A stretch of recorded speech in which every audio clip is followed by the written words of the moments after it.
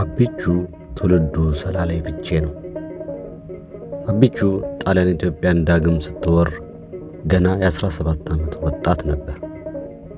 የአቢቹ አባት ሁሌም ትንሹ ልጃቸው ዘመናዊ ትምህርት ተምሮ ዘመናዊ ሰው ሆኖ ከጊዜው ጋር እንዲራመድላቸውና እንደሳቸው ከመሬት ጋር ተጣብቆ እንዲያኖር ምኞታቸው ነበር። ከልጅነቱ ጀምሮ ወደ አዲስ አበባ በመላክ አስተምረውት በሚቀጥለው ዓመት ወደ ፈረንሳይ ሀገር ለከፍተኛ ትምህርት ተጓዥ ነበር።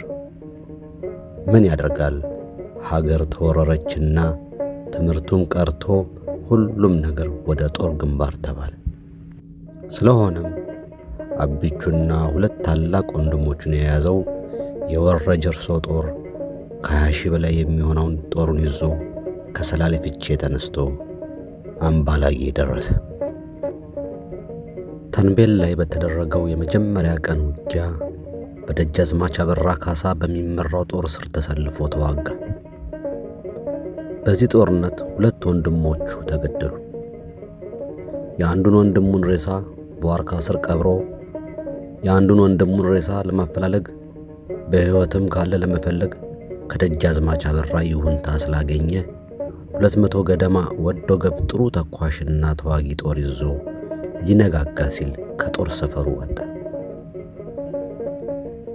አቢቹ የጣሊያን ሰፈሮች ላይ በደረቅ ሌሊት አደጋ እየጣለ ስንቅና ትጥቅ እየዘረፈ ጦሩን ዘመናዊ ጦር እያስታጠቀ ማደራጀት ጀመረ። አቢቹ በፈለገው የጦር ሜዳ በመረጠው ሰዓትና ቦታ የጠላትን ጦር መጨፍጨፍ ቀጠለ። ጃንሆይ አቢቹ ጣሊያኖች አፍንጫ ስር እየሄደ የሚያደርሰው ጀብዱ ጣሊያኖችን ለበቀል እንዳያነሳሳቸው ብለውም ኢትዮጵያን ጸብጫሪ እንዳያስብለን ቢሰጉም አንድ ፍሬ ደጃዝማች ሲሉ አሞካሽተውታል።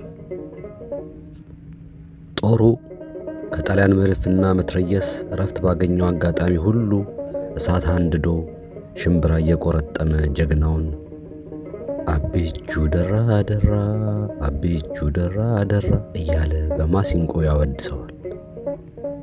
የጣሊያንን የመርዝ ጭስና የአውሮፕላን ድብደባ መቋቋም ያቃተው የኢትዮጵያ ሰራዊት ብትንትኑ ወጣ።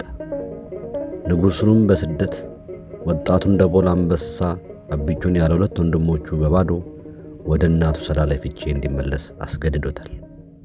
ፋኖ ፋኖ ፋኖ ፋኖ ፋኖ